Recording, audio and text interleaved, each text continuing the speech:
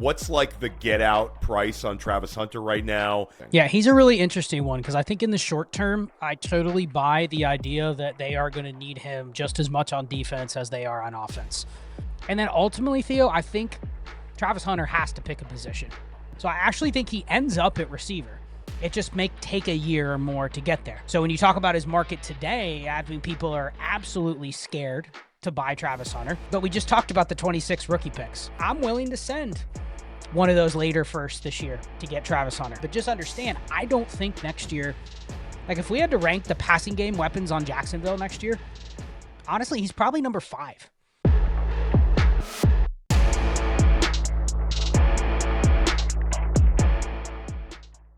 Redraft ends, but Dynasty is life. I'm Theo Gremminger. Dynasty Life today have a repeat guest, one of my favorite people to chop it up with in the industry, Scott Connor of Destination Devy.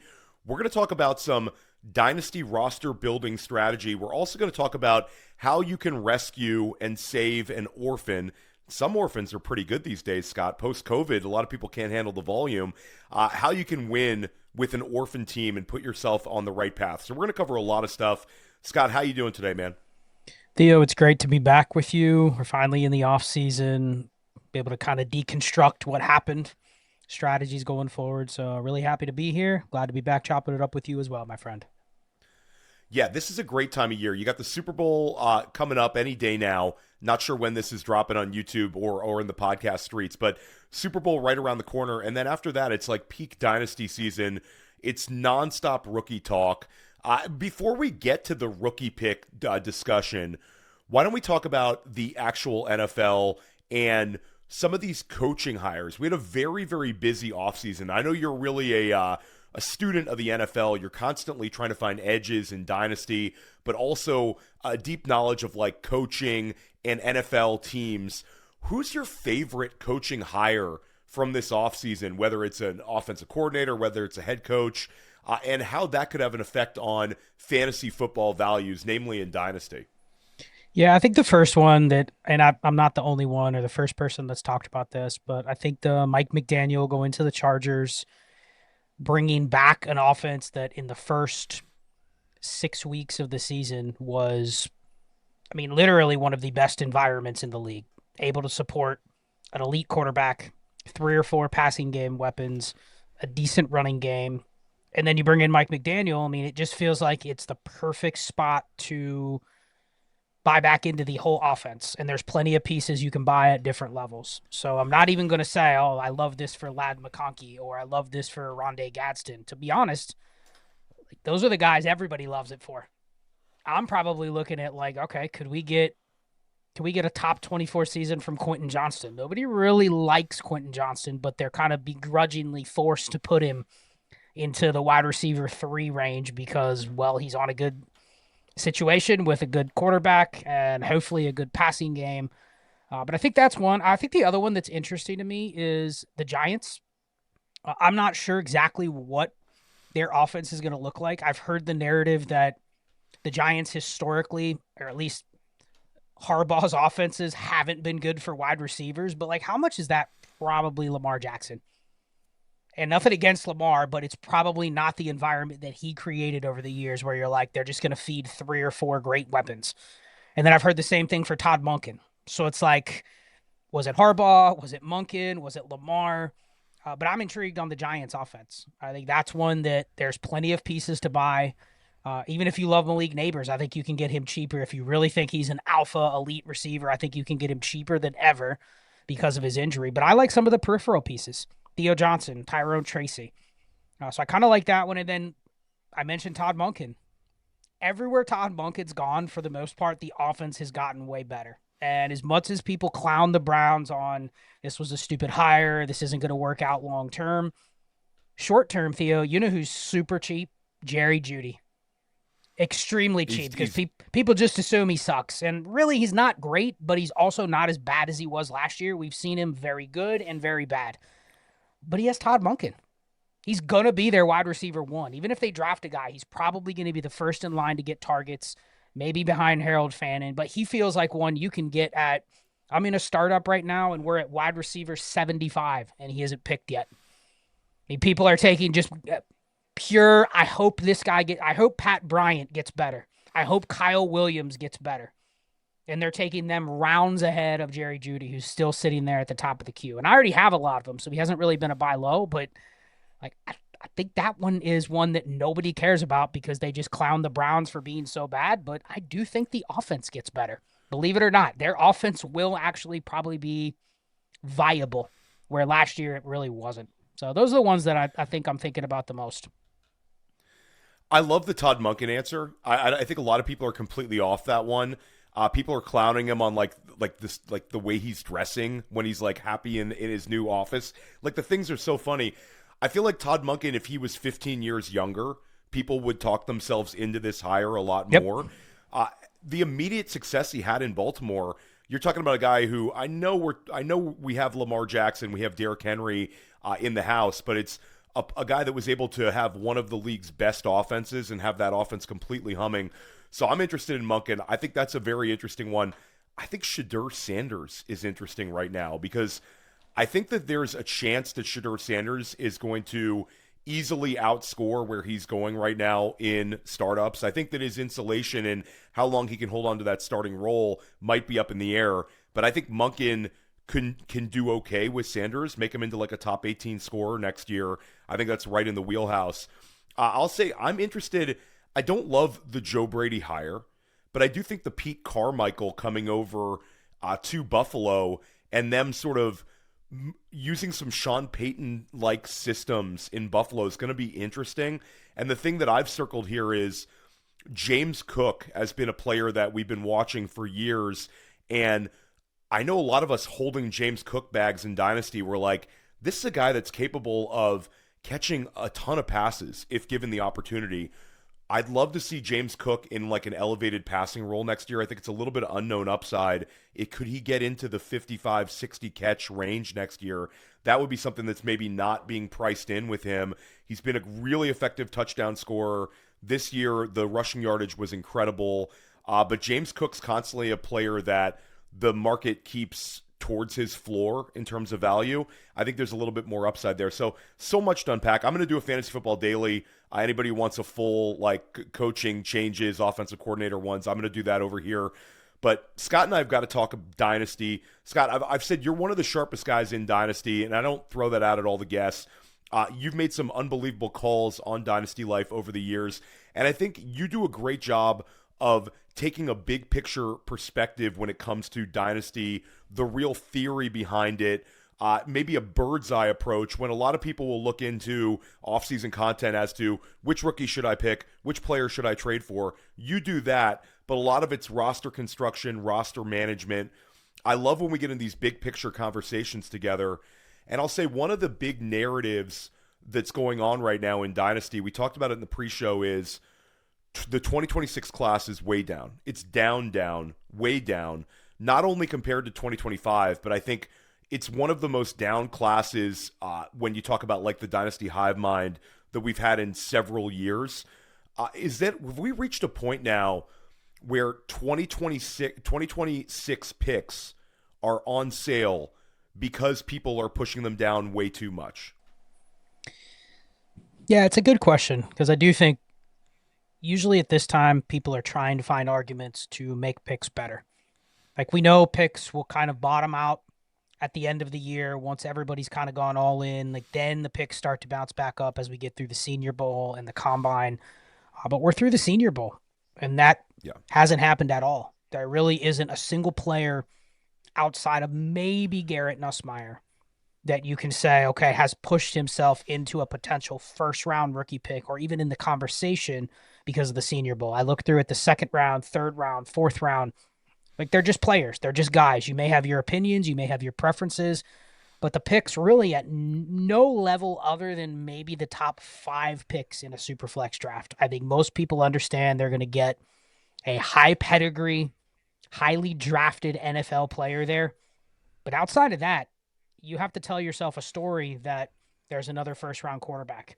You have to tell yourself a story in the right format that you'd be willing to draft a tight end at 106. There's a few other receivers. I mean, I'll just put this in numbers for the listeners. Since 2016, there has not been a single class that on my classification scale has had less than 10 first round worthy superflex picks. And I define that as first round quarterbacks. I don't care where they go. If they're a first round quarterback, they belong in the first round of a superflex draft, or at least you can put their profile there. Now, there's been times where there's quarterbacks that go in the first, but the class is really good. And then they fall out of the first because people don't really like them, or they don't go to a great spot. Maybe they go somewhere where they're blocked, like Michael Penix. But you probably only have one first round quarterback this year. I'll even make an exception, Theo, that because we saw Tyler Shuck last year, we saw that blueprint happen for the Saints. I do think you could see Garrett Nussmeier or Ty Simpson go in the second, but go to a place where the community will go, they're going to get a chance to start. They're going to get a real opportunity, a real look to be the starter. And if that's the case, that player is in the first round because of how weak the class is. So maybe we call it 2 QBs. Receivers, I typically say receivers in the top 40 picks because I do think receivers that go in the early second are viewed as like first round caliber players because an NFL team rarely is going to draft a receiver at like 103, 104. That's a premium pick that unless there's just a generational player there, that's usually not the spot receivers go. They start going 107, 8, 9, 10, and that's ripe for those teams that don't get one that are picking in the top 5, 6 picks of the second round to take one there. So if a receiver goes at pick 35, I consider that to be a first round level player. And then you get running backs in the first 2 rounds. I don't even want to say day 2 because who cares if a guy's a mid-3rd round pick. I don't see that any differently than a mid-5th round pick, depending on their spot. And then first round tight ends. Like by math right now, we probably have a max of 10 players that fit that bill this year. And that's assuming we get 2 quarterbacks. That's assuming we get like 6 receivers. And then we get a running back and a tight end. And that's a little weak compared to historic data. Since 2016, there hasn't been under 10. And I'm making an exception this year to squeeze in like an early second round quarterback and a little leeway on the receivers. So that's why it's a weak class. It's not weak at the top. I think you're going to get like 2 literal slam dunk, a quarterback and a running back at the top. And then you're going to get 3 receivers that are clearly in a tier of their own that are all going to go in the top 15 or better of the NFL draft. But then what do you do with the rest of the picks? I think that's what people are struggling with, and the Senior Bowl hasn't helped. Maybe the Combine will help a little bit, but I look at the positions, Theo, that the Combine helps. You know what the Combine helps for me? Tight ends. We get to see the athletic testing, and I think most tight ends are probably going to go in round 2 to 4 this year, which is great. It's great in the right premium to just take stabs, but those aren't first-round caliber players. And then running backs. I think the Combine will help this year's running back class. Not to the degree, though, that they get draft capital that's worthy of being a premium pick. So I don't think it really helps the positions that we care about most, which right now it's quarterbacks and receivers. So I think it's just there's not going to be a lot of movement. So yes, the picks are very, I wouldn't say undervalued, but they're very low in demand, which makes it feel like they're very little in terms of value relative to the rest of the dynasty market. Okay, so a follow-up question for you would be, there's a lot of people saying right now blindly sell your 2026 picks, get your 2027 picks. And obviously the 2027 class has a ton of prospects that we're already excited about, and it's the steam and the value of those 2027 picks is heading up. Not going to argue against that. But my question with you would be, are you re-rolling what pick right now, straight up, somebody offers you a 2027 first for your 2026 first? What is your cutoff point where you're automatically going straight up 1-for-1? I mean, I think it's 106 and later is a slam dunk, regardless of, because it's not even about the value of the pick, Theo. It's about I don't have to make a decision. I don't have to have something occur that makes me feel even okay about making the pick. So 106 or later, I'm willing to even be creative. If I have 106 and 206, I'd be willing to do that for a 27. 107, 207, 307, I'd be willing to do something like that. Maybe you get a free player thrown in, a backup quarterback, a backup running back, something like that. But I think it's more of suspending having to add a player that I'm really not sure of relative to the dynasty market and being able to suspend that decision till next year. Even if that next year's first projects to be 110, you're probably looking at a similar line of caliber player, pedigree-wise, capital-wise, next year at the 110 versus the 106 this year. but more so it's just I know what the market is on the 26 picks, and I'd rather have that extra year to decide what I want to do with that random, even late 27 first. But I'll be honest, I don't even think you can get that, man. You put 106 out there, I don't even think you're getting the right 27 first. Because I think people are getting smarter. They realize even if they have a late 27 first, it is better used waiting until the season to see what else they can maybe buy with it. Maybe they can get 2 assets with it than accepting the 106 today. Like, I think people are getting smarter with that, even if they think, man, 106, because really, what does it take for the 106 to become a premium pick or in that top tier this year? It takes one player, right? One running back, one quarterback, one receiver, whoever the wide receiver 4 is. Like, it isn't that hard to sniff. There's one more player in that top 5 tier where the 106 is a pick that you'd rather have on draft day. But I think people also understand that having a 27 first in their pocket allows them a lot more flexibility over the next 9 months to do something different. Maybe a better deal comes by, and that time has a lot more value than I think trade calculators and the like factor in. Which is just Shane Manila and I talking Dynasty. It's really a real informal, relaxed show where we talk all things Dynasty. I'm doing a few other shows coming very soon. I'll have a show called Roster Rescue, where I'm going through and just talking about roster construction with some of our community members. They'll submit their teams, and I'll go through and give like a real high-level roster overview on their roster construction and which direction they should go. And then I do a podcast every week, Destination Dynasty, which is just me talking shop, usually talking theory, giving out a lot of data. It's just a solo show where I get on the mic and just talk about whatever's on my mind. So that's where all my content is, ddfantasyfootball.com or ddffb on YouTube. Yeah, highly recommend everything Scott does and also what Ray Garvin does and Shane Manila does.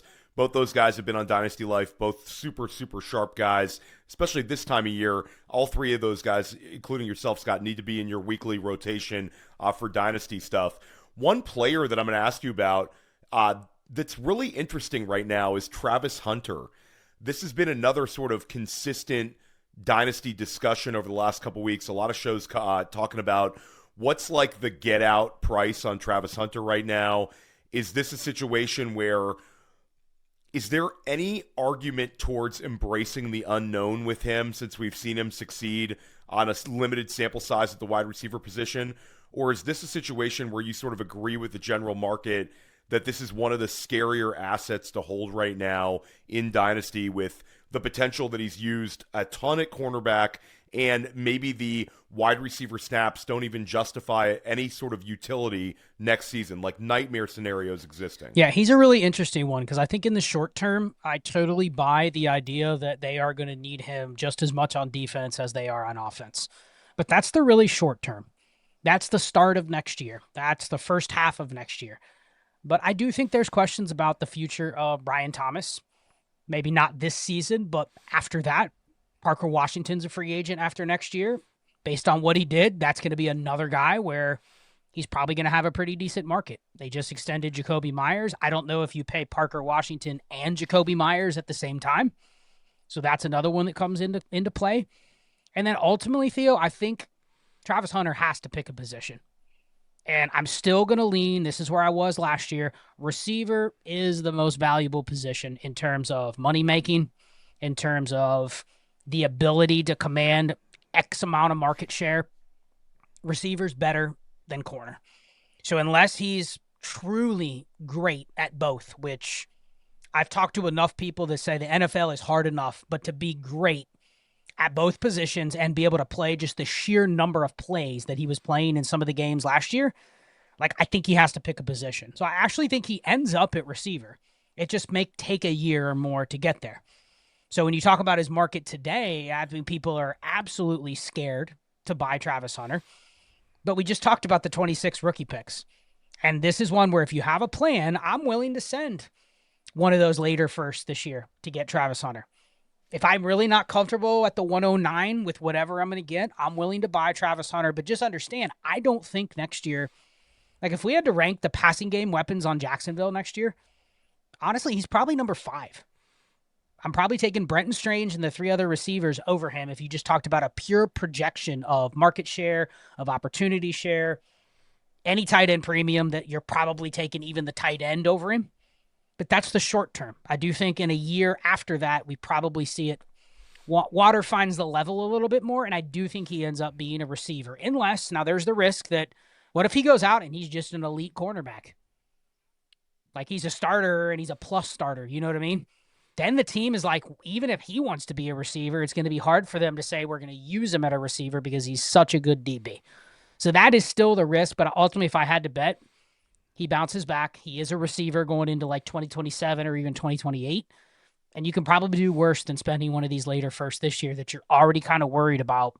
Man, what can I get for that pick? It's not much. So it feels like that's how I want to get my Travis Hunter shares, but I wouldn't say I'm absolutely bullish or high on him in 26. I think 26 is going to be murky. Yeah, it's a really, really interesting situation and a really, really difficult player to value. I think the general consensus I would have with Travis Hunter is if you are somehow overweight on Travis Hunter, I would try to minimize your exposure to him, would be like my number one advice to any dynasty player out there. But there are some scenarios where, like we talked about with several shows we've done, Scott, when the market completely beats up an asset, you're going to end up finding potential value in it. Now, with Travis Hunter, there's all sorts of variables that aren't there with other wide receivers or necessarily quarterbacks or running backs for that matter with the defensive side of the ball. But you're talking about a player that 1 year ago today, or maybe we'll say about 11 months ago today, where the market shifted towards him playing wide receiver. Then we saw the amount of draft capital spent to go get him. Like the shift in value and perception on him is remarkably high right now. So I do think there's some interest in just kick the tires on the Travis Hunter manager in your league. They might be in complete panic mode. You might be able to get a complete bargain. Like you say, the 109. I know managers out there that are taking seconds straight up for Travis Hunter, 2026 seconds. So we'll see. Now let's talk a little bit of Orphan strategy. Are you taking over orphans, Scott, at this point, or are you strictly a startup guy when you're taking on new dynasty teams to your portfolio? So I've taken over a blend. I think I've taken on 7 new teams thus far this year. I've done 1 startup. I've done 1 dispersal draft where I kind of like that because you're drafting out of a pool of players where it's maybe another team or 2 other teams, but it's a limited pool. So typically they're not super strong, but if you find one that's just moderate or has some decent assets that are intriguing, I think you can build a team much more direct in the way that you want out of a dispersal than you can in a startup because you're only drafting against 1 other person or 2 other people. And I like that game theory of being able to say, okay, here's a pool of 60 assets, but I'm going heads up against 1 other person. Because it's different than you're drafting in a startup with 12 other people or 11 other people or 13 other people or whatever you would pick. So I like that. I have really been interested in taking on more of the best ball triflex orphans this year. I think I've taken on 5 thus far because I think that format, we're talking FFPC specifically, the best ball nature of a shallower format, the way people are building teams is all over the map. With the quarterback market being a little depressed, I don't want to say depressed, but last year's quarterback scoring was a little low compared to previous years, but it was also really flat. When you have guys like Matt Stafford finishing as a top 5 QB, I don't think anybody really buys that in terms of it's just going to happen again. But that's the level of flatness that you've seen from like the QB 6 to 20. I think they're very much jumbled together, which has taken the prices of all those guys and pushed it down a little bit. So I've taken on a lot of those triflex orphans that are best ball because the nature of best ball with the receiver scoring flattening off a little bit. I think in those leagues, Theo, we're talking like it's a start 10 with 22-man rosters. If you find one that has Brock Bowers, it has Colston Loveland, it has a couple decent running backs, it has a good quarterback, it maybe has 1 elite receiver. Like the ones I've taken on are, do they have 4 or 5 really good to elite pieces? Everything else, I don't care. You know what I mean? I can grind waivers. I can find replacement level players. But I'm enjoying taking on those. And that's totally different than what I did for the last 5 years, where I need more starters. I need more roster spots. I need crazier scoring. This is the opposite. So, yeah, I've taken on 7, but I think it's a blend of just what you're looking for. If you're looking to draft, I want to ask your opinion. I'm doing a 40-round startup right now. It's a 12 by 12, 2 PPR for tight ends. There's running back premium. we're also putting the 26 and the 27 picks in the startup. So nobody has the ability to tank for 27, right? You either get your pick, you get somebody else's pick, but it's literally 27-101, 27-102. Those are all in the startup. But it's 40 rounds, and it's a snake. Dude, those drafts are a grind, especially if you're doing, content full-time like we are. Like, I always feel like when I'm in a startup and it's a snake draft and you have people that are literally sitting there grinding out, the 3-for-3 startup swaps going back. Like, I don't enjoy that anymore. I like the snake, but like that's not how I would appreciate to build teams if I was taking them on at this point in the offseason. Like those are a grind that I enjoyed 5 years ago, but today, dude, we're in round like 22 and I'm sitting here like, especially because I put out a lot of content that's like roster construction focused and really helps people understand like what positions have the highest leverage and all. I'm in this draft with 10 other people that follow that. So there's not even an edge for me. You know what I mean? I'm sitting there going like, how do I defeat 10 other people that have my mindset in a 40-round snake startup with all of these different moving pieces? I'll do a couple of those, but I don't really enjoy that. How about you? Like, are you down for those long, grinded out snake startups anymore? That feels like it's just not the way if you can find other teams you enjoy. I think you end up getting the itch to do a startup, maybe a few, and then you actually do like yourself. You do one, and it takes a lot out of you. Yes. And it's just the length of time it takes to where the grind through some of these startups, it feels like they're never ending. I do think that there's value to both. I think that taking on orphans though can be very, very rewarding. First of all, from a monetary standpoint, you're usually getting a significant discount, even on teams that are pretty good. You're able to get them for cheaper.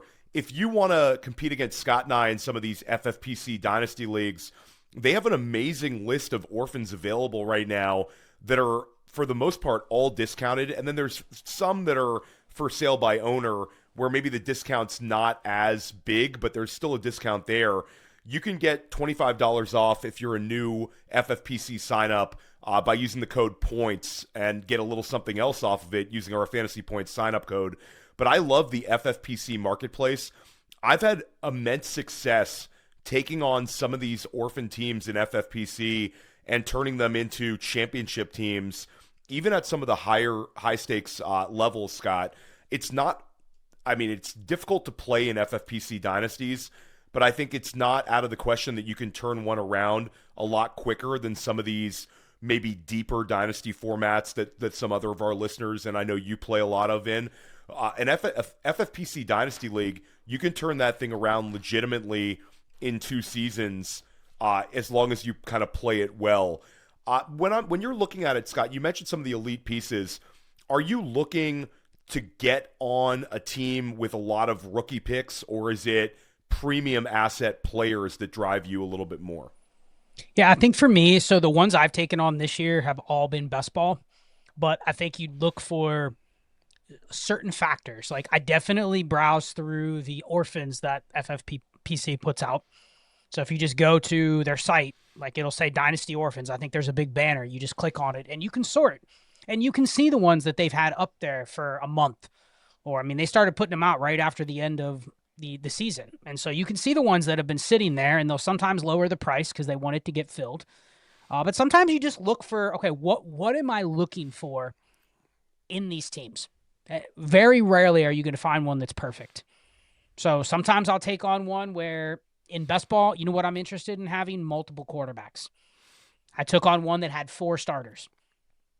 And they were all pretty good ones. Like Cam Ward and CJ Stroud were the quarterback 3 and 4. So like I already have my quarterback build set there. So that was one thing, like I'm willing to almost take on the team for just that. Now that team had a couple other decent pieces that I was fine with. But you just have to look for, like, what do you want to build around right now? Where do you think there's an edge? And if it's lineup, it might be different. Lineup leagues, it might be a running back that you're looking to build around. Lineup means it might be an elite quarterback. Because best ball, you can get away with having 4 non-elite quarterbacks and you're just fine as long as you allocate the roster spots correctly. But I think just finding like 1 or 2 pillars that you want to do, that you think you can build around based on the current market. And that's all you're going to get. You're probably not going to get a perfect team. Like the teams that I got one on the second day they posted them, Theo, and it ended up having like seven top 50 assets, including a 102 rookie pick. And like you don't see that anymore. At most, you're getting like 4. But this one had like Fannin, Loveland, Jamar Chase, 2 quarterbacks, the 102. And I'm like, wow, like I'm surprised this one was available. And it was available for like $39 in a $100 Triflex league. And I'm like, I don't really want to do a $100 league, but like, I'm not going to see a team like that. So I think you just have to understand what you're looking for. What do you want to build around and go with that? Because you're probably not going to get a perfect roster. But I do think it is I don't want to call it soft, but if you're used to playing in the MFL and the sleeper streets, you would agree. FFPC Dynasty managers, they have a little bit of a different background, right?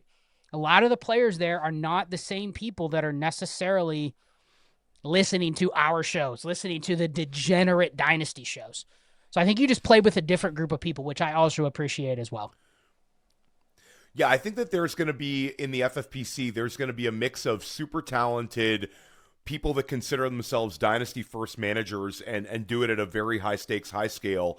Then there's also going to be a mix of the people that are redraft first and Dynasty, they just do it because they're playing FFPC so often. So you really do get a big mix. And also the fact that FFPC is such a large format, you're going to get also your fair share of kind of Dynasty newcomers in the mix, just like any other format. But maybe people feel more comfortable in a format like FFPC that they've used rather than like an MFL, which is a little bit challenging to like a new user. So all sorts of values there. Make sure you use the code POINTS, and you're going to be able to get $25 off if you're a new sign up. Let's talk about premium assets. Let's say and we don't even take this to FFPC. You can take it FFPC if you want, though. You mentioned Jamar Chase. Let's say I take on a team where it's Jamar Chase and the Miracles. And you've seen Dynasty rosters like this where you have 1 or 2 really, really premium assets, and then your roster just doesn't make sense, or it's full of rookie picks and maybe few veterans that can help you win. When you're talking about elite assets on a Dynasty Orphan takeover, are there ever situations, or more often than not situations, where you're immediately saying, this is a tear down situation. I cannot afford to keep this sort of elite level player on my roster based on the other players around him. I need to turn this into a great deal of things that can help me. Or do you think that there's value in holding that elite asset a little bit longer? Yeah, it's a great question. I think if you're in that situation, and regardless of whether you are forced to make that move because your roster is that bad, or you just want to make that move because the format warrants it, when you're talking elite assets, I don't even care what position. The more elite the asset, I think this is the biggest mistake I see people make, Theo, is they don't allow themselves the flexibility of understanding what they should be getting back, but also understanding that you have to kind of pick one. Do I rather have the player that I want back, or do I want the type of deal that I want back? And I think if you're in that position, let's say you do have Jamar Chase and you want to tear off of him and you're looking to turn him into a 27 first plus, you probably can't be picky on what the other piece is besides the 27 first. You're probably looking at a tier of receivers or a tier of running backs or a quarterback or whatever. But like, you have to be flexible with what those pieces are. If you've locked in one of those pieces, like, hey, I'm trying to build up my draft capital for next year, you may go to the team where you're like, okay, here's what I want. I want Malik Neighbors in a 27 first. I want Garrett Wilson in a 27 first. I want Justin Herbert. I want whatever it is. The team that you want to trade with because they have the player you like, guess what? They may not want to give up their 27 first. The deal's blown. So I see too many people end up settling because they really want a specific player, whereas I'd rather lock in the pick side of the asset that I want. But you have to be a little flexible on the types of players that you're getting back or the players themselves that you're getting back.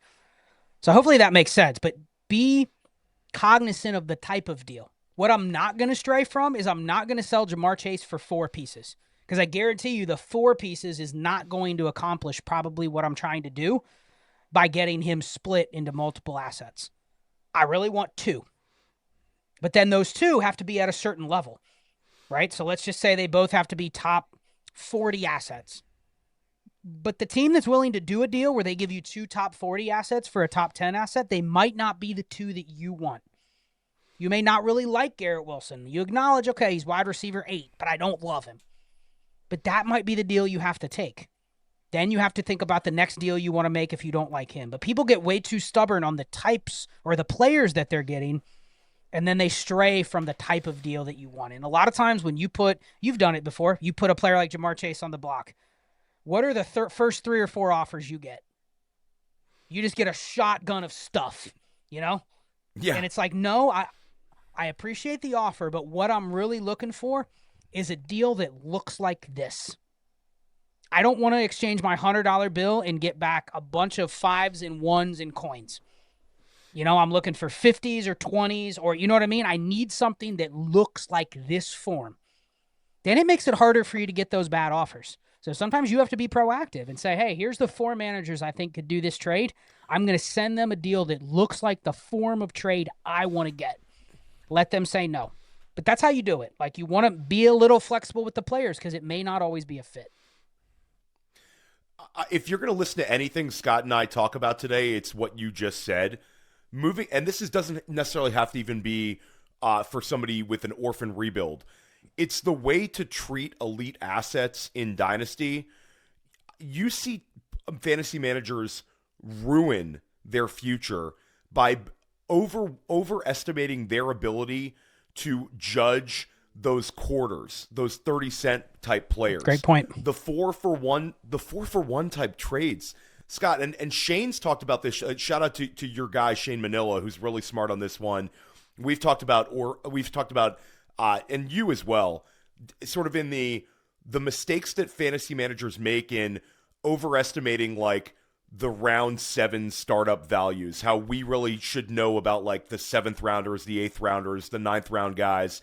Those guys have a little bit more shroud of mystery. And it's the same argument when we're talking about trying to make these 4-for-1 type trades for, you get a couple of these borderline wide receiver 2s thrown in with maybe a starting quarterback in a super flex and then something else. Like, that's never going to add up to a Ja'Marr Chase. So I think your approach is actually very attainable, and it's also, you're able to judge the pieces you're getting back a lot better. You already know the value of like a 2027 first. At this point, you know the value of 2026 first, and you also know the value of those guys that are top 15 asset type wide receivers.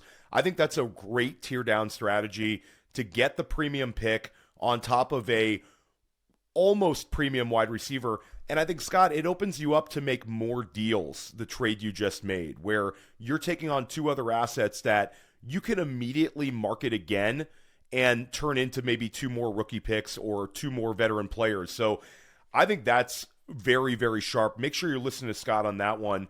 How about older players? And you're going to listen to some Dynasty shows and articles this time of year, and they're going to list a bunch of Dynasty sells, and it's going to be AJ Peck stuff. It's going to be, this guy is this age, I'm worried about this guy regressing. It's sort of paint by numbers Dynasty, and a lot of times those people are correct. We've talked about the value in these older running backs are hitting at a much higher rate now than in the past. But you have these portfolio type thinkers out there that a guy hits a certain age, they're automatically a sell, for better or for worse. When you're taking it from a Dynasty Orphan lens, and I take over a team, and let's say it has a Derrick Henry on it, it has a Devontae Adams on it, or even let's say an A.J. Brown on it, a guy with more room to run but still a little bit older, are you looking to trade that player right now, immediately, get them off your roster, or do you think there's value in the waiting game? And now I'll take that a couple of steps further. Getting through the NFL draft and making sure there's lack of competition with these kind of guys, maybe rolling the dice a little bit that their role's exactly the same, or do you roll it a little bit further and say that these players are already on my roster, I might get more bang for my buck trading them in September after they've reeled off a couple of 15 to 20 point performances than I would during the spring or summer? Yeah, it's the conundrum that happens every offseason, right? midnight, clock strikes midnight. All the old players that are a year older, even if they were good last year, they immediately become less desirable. And I think that's the key right there is you're probably never going to sell a guy like Derrick Henry for a premium, but the demand for him is going to be higher. And when you have more demand, you have at least the ability to choose what you're going to get back with a little bit of a better degree. So I think during the season, you see more volatility, you see more variance, you see more dips in players that really shouldn't be dipping because of their current performance or their current injury status. And I also think you get the ability to be a little more picky as to when you do the deal, because most likely you have a buyer for a player like that when they're hot, when they've scored a couple points, when they've had a good week or two. So there is some urgency for the other side to get the deal done, whereas right now the only person with urgency to get the deal done is probably you. And so generally I would say hold them, but I think you have to understand, like when you have the reality is, Theo, in most formats, there's really only about 15 to 20 players in a given year that truly are above like the median range of players in terms of how they help you win. Meaning, like, if you're not in that difference maker range, everybody else is really just dependent on how strong their environment is, how strong their health is that year. But it doesn't mean that those 100 players that make up that second or third tier of individuals in a given year are always going to be the same. They're not always talent based. They're not always draft capital based, etc. So I think when you have players that are in that range, like AJ Brown's in that range, Derrick Henry's in that range, they're good. They're innings eaters. You need a couple of those guys on every team to get through a season and get to the championship and win. But just understand, if you're trading one of those guys away, it truly is just, I'm trading away one of those innings eaters. It's like baseball, right? You need a certain number of relievers and starters to get through the year. But you don't look at this pitcher that's your fourth starter and go, this guy's going to shut down teams for me. No, his job is to have 175 innings and not completely implode. But that's it. So when you give that up, it shouldn't be that hard to replace. You can replace it in a different form, especially in Dynasty where you can flex pretty much any position. But just understand, if you're trading away a guy like that, have a plan. Like, don't just get rid of Derrick Henry because he's old, because a lot of times it's back to the same conversation we had when you're trading the elite player. Somebody will give up Derrick Henry and they'll get back, oh man, Theo, I got the 208 and this other running back that I hope, Hayden Blue and the 208. Now that could be great, but that's also the type of trade you would see, and you look up week 2, guess what you got? Nothing and nothing. And neither of those pieces, because they're already ground down to nothing, they have no potential to give you anything more. So you actually just basically gave Derrick Henry away for free, and the odds that you got something out of those two pieces is already gone, because those two pieces are already very short term anyway.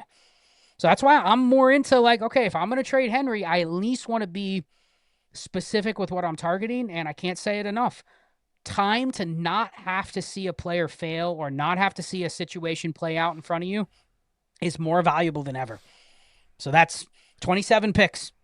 27 seconds going to be the staple of a deal if I'm trading away a guy like Henry, because I don't have to do anything with it today. And that flexibility is huge. That does count in the deal. So that's a long-winded way of saying, just be specific with what you're getting back. It's not how much value you're getting. It's that you're trading away something that's known for something that you're not sure, even if you get back 208 and Hayden Blue, that you even get anything back. Yeah, I think you understand you're trading away utility that's going to probably help. Like, most of these orphans don't turn into championship teams in year 1. So you're taking a little bit of risk off your plate by moving the older guy. But I think you nailed it, that you're better off taking the future picks than the ones that are potentially OTC. You could end up with Hayden Blue and Hayden Blue for Derrick Henry, and that one's not looking too good tomorrow. Here's another underestimated discussion point. And I know you earlier in the show you mentioned the draft capital with running backs, rounds 3 through 5, whatever, about the same for you these days. But there's a whole, like, it's the same people with the AJ picks. It's the fear of holding the day 3 draft capital running back on my roster. Are you looking to mitigate risk with assets like Woody Marks, like Kyle Manung guys, and getting those guys, trading in, cashing in after the rookie production they had? Or do you think that there's value in, and not saying they're going to be Chase Brown, but saying that these guys have almost a better chance of surviving through the NFL draft, maintaining some value heading into 2026 than they do turning to an absolute zero that maybe would have been the case years ago? Yeah, it's a really, we could do an entire show on this, because I do think if you just followed very rigid rules over year after year after year, you'd arrive at a lot more hits than you would misses if you just treated day three running backs like this. But I think you invoke the names. I mean, everyone will invoke Kyron Williams, Chase Brown, Bucky Irving. Like, the reality is, once you hit a level that those guys hit, they probably don't go away. They have a step or two down that they can go to where they're still Woody Marks. You know what I mean? So I think that they are the ones that are the exceptions. When you get into, just look at last year, Bashul Tutin, bad. With what the opportunities he got on a per touch basis, bad. Woody Marks, bad. Dylan Sampson, okay, but like, I don't know if anybody is buying those guys for anything more than they are just a placeholder. Now, their market may surge if ETN leaves, or, you know, there's some major backing for Woody Marks based on what the Texans do in free agency or in the draft. But I don't look at those guys and say they're anything other than just placeholders. Like, if I'm trading them away, I probably value the fact that I have enough of those guys to get by.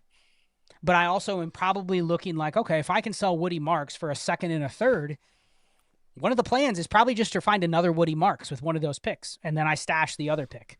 So I think they're more commodities. So yeah, I'm sure I'm willing to cash out on them, but a lot of times, like, they have value to just be what they are. So I actually just dropped a pod, Theo, talking about running back efficiency, and I think there is something to be said about playing the market in that muddy RB range, outside of the top 30 and inside the top 60 or 70. So you're drafting from all, like, the backups and all of these guys that were maybe rookies last year and you didn't see much from.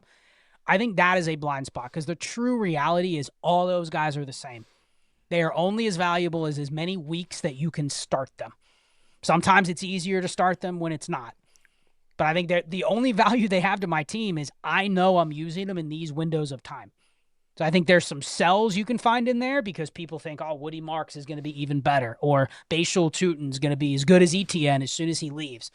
Then there's guys that have been forgotten, like Chuba Hubbard, like Tajay Spears. They're just as good as Woody Marks and Bashul Tutin, but people will view them differently because of their yesterday's news, or they're not exciting or whatever. But I view them all the same.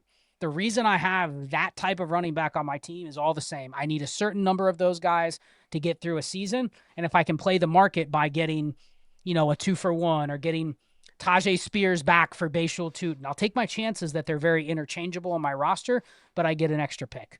So I don't know if that answered your question. So yeah, I'm willing to trade those guys, but I value Kyle Monungai and Woody Marks for what they are. But I have zero expectations that they go above what they are. And those two specifically, on a per opportunity basis, neither of them were good. So if you told me there's going to be another guy that comes in there to both of their backfields that at least threatens their not minuscule role, but their moderate role they had last year, I would expect that. But that doesn't mean that they're bad. It doesn't mean that they have equity on my team. It's just, you know, what are you actually selling them for? Most deals, I don't see anybody clamoring to go get those guys, but people understand what they are. Yeah, I think that you nailed that one. I mean, for me, they're opportunistic scorers, and like your Tajay Spears reference, Chuba Hubbard, those guys sort of bouncing back and being fantasy relevant next year for the entirety of the season is probably just as good a bet as Woody Marks and Kyle Monungai continuing their ascension. And I think that the marketplace for those guys becomes cheaper. It's a little bit of a recency bias falls into place for the dynasty player, and they've seen these guys score more recently. It's, you know, day 3 draft pick running backs, you nailed it, Scott. That's something where we could have like an entire hour and a half just discussing it, but we've got to get you out of here. This has been a fantastic discussion. If you want to hear more from Scott, as well as Shane Manila, Ray Garvin, make sure you check out Destination Devi. Great stuff you guys are putting out there. Hopefully having Ray and Shane on in the next couple weeks as well. let's talk about very quickly distressed assets. And we're not just talking about buy lows. Are there any specific distressed assets right now that you're looking to accumulate for your rosters? And I'll say one of the last times I had you on the show, we did Dynasty Buy lows, and this was like the bottom of the barrel Javonte Williams time, but you were recommending Dynasty Life listeners go out and buy him heading into free agency. That ended up paying off in a major way, so you get props on that one, Scott. But you're very good at sort of picturing the bottom of the market and guys that could end up costing you very little and providing you a lot of utility. Are there any guys that are sort of checking off boxes like that? I'll throw out one name to get the conversation started. Is Kyler Murray a player you're looking to take on right now in the Dynasty marketplace this offseason? Yeah, I think he is a little polarizing. I do think there's a really good shot that if you just look at what free agency, so not to stray onto this conversation, but I do think all the quarterbacks, Kirk Cousins, Kyler Murray, Tua Tagovailoa, Geno Smith, I think they all just end up getting cut. Because I think the fact that all of them could be available, I just don't see a market, especially with some of their contracts, where teams are willing to give up anything for them. So if you just picture a market where you take those four, plus you have Daniel Jones back on the market, plus you have Malik Willis coming on the market, I don't think there's been a better year for a team that needs a one-year Band-Aid quarterback option. I don't think there's been a better year for the names that are available relative to the number of open jobs. So there's a risk that a couple of those guys get completely squeezed out and they have no opportunity. Because I think if you look at a guy like Kyler, like he could hit the market and then he goes, I'm not playing for less than $20 million. And then you have a guy like Tua that goes, if you're going to offer me a starting job, I'll play for $3 million, because they all got paid, right? All those guys have gotten paid. They're going to get paid to leave the team that they're currently on. So I do think if I'm a team like the Colts or the Cardinals or the Dolphins, I'm not just bringing back the guy that I already have. If I'm the Colts, I'm not just handing Daniel Jones $25 million because, well, it worked last year. Like, I'm going to play my options a little bit. So I do think there's some risk in a few of those guys. Now, Kyler would be at the very top. I think him, Malik Willis, Daniel Jones will get the first crack if the money is right. But what are you even hoping for if you get Kyler? Top 15? Like, he's in the QB2 mix. So I think if you can get him even cheaper than a guy like Bryce Young or Sam Darnold, because, well, those guys, I know they're going to be starting, I'm gambling that he'll be right in the mix, probably better than those guys for fantasy if he starts. But that's the gamble. So sure, he's a buy, but what's my roster construction look like? You know where he's a buy, Theo? Is if you have one of those teams where all you have is like Jaden Daniels and you're betting on him coming back. Can I pivot off of somebody like Jared Goff and get Kyler Murray in a second? Because I don't think my construction is already betting that if Jaden Daniels isn't available, my team's going to struggle regardless. But if he's really good and he bounces back to being a top 6 quarterback, my QB2 doesn't have to be Jared Goff. It can be somebody else that's maybe a little cheaper. So just look at your construction. That would make him a buy. I'm not just buying him because I think his market's going to flip, though. I'm not just buying him because I think, when he gets a starting job, he'll bounce right back. He bounces right back into the range of, sure, who do you prefer? Baker Mayfield or Kyler? You know, who do you prefer? CJ Stroud or Kyler? Like, I don't think that he goes any higher than that range until he proves it again. Yeah, no, I love the Kyler discussion. How about any players that you have on the top of your mind? I posed this question to you in the show sheet. Looking to strike lightning twice, like we did last year with Javonte Williams here, Scott. So there's a few. I already mentioned some of the running backs. Like the moves I'm trying to make right now is if I have those picks from, really, it's the end of the first, but probably easier to say like 201 and beyond. I'm going through and listen to that running back pod that I just dropped, but I'm going through and I'm trying to buy Tajay Spears. I'm trying to buy Rashad White. I'm trying to buy Kenneth Gainwell. Any of those running backs that are kind of just innings eaters. It feels like if that's what your roster needs, you're better off doing that than fishing in the rookie draft for running backs. And given that I'm not trying to hit a home run with those picks, I'm just trying to get some equity that gets me through another season. Like that's the range that I'm looking to spend picks on. Receiver-wise, Ray and I had a really good conversation with our Trinity tool the other day. I know this guy isn't depressed, but I don't think he's viewed in the same light as others. If I had to rank right now, I would probably put Chris Olave at wide receiver 4 in Dynasty, wide receiver 5. Like, that's how good he was last year. And I don't think anybody's really talking about, Theo. They're bringing back the same offense, the same quarterback. It's one of the most fantasy-friendly environments that there is in the NFL, even though it's not great, and people don't view Tyler Shuck and the Saints as a great environment. Like, it has the framework of being a great environment. So I look at Chris Olave and you compare him to Drake London or Malik Neighbors, and I don't think people put him in the same conversation. I think it's still the concussions that is bringing his demand down just a little bit. But he feels like if you want the biggest bang for your buck to maybe find an elite receiver and not pay the Malik Neighbors price, not pay the Drake London price, like not pay that range, I think you can get him a little bit cheaper. So him and George Pickens are the two that have, I think, risk in the market that easily, with their situations, could turn right around and you go, wow, that guy was wide receiver 5 and I didn't see it coming. I love that one, and I did my early top 50 for redraft, my PPR rankings that you can read over at Fantasy Points for free. And I had Olave at like 24 or 25, like right at that 2-3 turn. And I had a couple people saying you're sort of you're ranking Olave towards like his ceiling outcome, and I'm like, I don't think so. I think there's a chance that Tyler Shuck, that offensive line, could be better than the market's anticipating. We believe in Kellen Moore. And Chris Olave was just beyond a doubt, the shadow of a doubt, their offensive focal point last season. Over 100 catches, 150 targets. And we've seen multiple wide receivers thrive in Kellen Moore systems. I agree with you. I think Chris Olave is underrated everywhere. Listen to Scott on that one. If you're doing early best ball, you're doing early redraft type. He's also a value there. But from a dynasty lens, he's really locked in New Orleans, and his role looks incredibly clear heading into 2026. So I love that one, Scott. Make sure you're checking out everything Scott's dropping. Make sure you're checking out Dynasty Life. Jax Falcone is coming on. He's my next guest. We're going to be ripping through the offseason, trying to drop shows like this one that can help you win big in 2026 and beyond. If you're listening to this show on the podcast form, make sure you go and check out Fantasy Points Dynasty YouTube, our newest YouTube channel. We're having some awesome growth there.